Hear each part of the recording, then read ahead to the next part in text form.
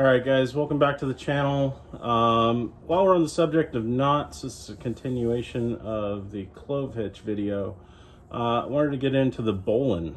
The Bowline is one of the other top 3 knots that we use every single day as a grip. This is probably the most important knot out of all of them that you need to know. This thing is absolutely consequential to safety. Anytime we're hanging anything over anyone's heads, whether it be lights or props or any of that kind of stuff, a Bowline is going to be your go-to knot every single time. You know, if you are a grip in the industry, you know that everybody does not know this knot. The other departments, our department especially, sorry to call you out guys, but we're always checking their knots and making sure that they have tied it correctly, because it's absolutely consequential. If you do not tie it correctly, it does not work. And if something is over an actor's head and that actor is Tom Cruise or whoever it may be, their safety is in jeopardy if you have not tied this knot correctly. So to get into it, just quickly, I'm going to show you, this is not a situation where I would use a Bowline on a piece of pipe like this normally, but just imagine this is a pick point on something that we are lifting overhead. So the fastest way to tie it that I always use, you're going to loop it through. Let's say that was a closed area. You're going to come through whatever you were working on. It's an eye bolt or whatever it is. Now the best and fastest way to tie this thing, you're going to cross over right to left. It creates an X right here. You're going to pinch that X, you're going to roll it back through itself. What you've done is basically you've created a loop that the line now goes through.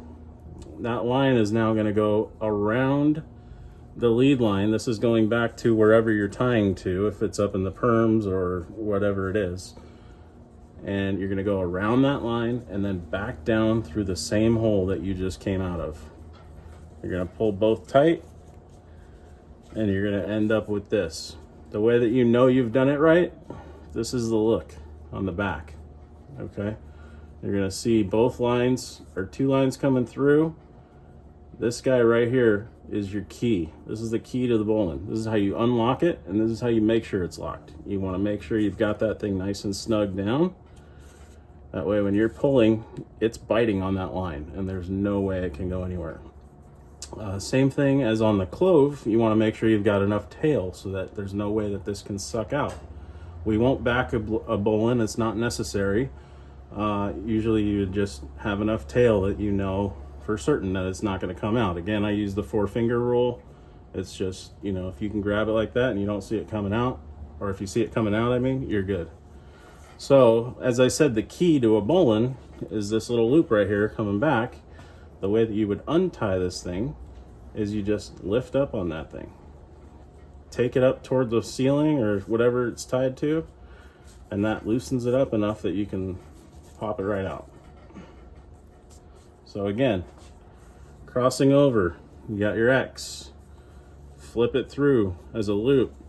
You're gonna come around, back down the same hole, and then bam, that's what it looks like on the front. So it's got, you know, the line coming out the hole, around, and back down.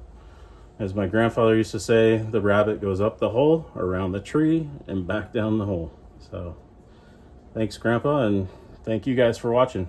Like and subscribe.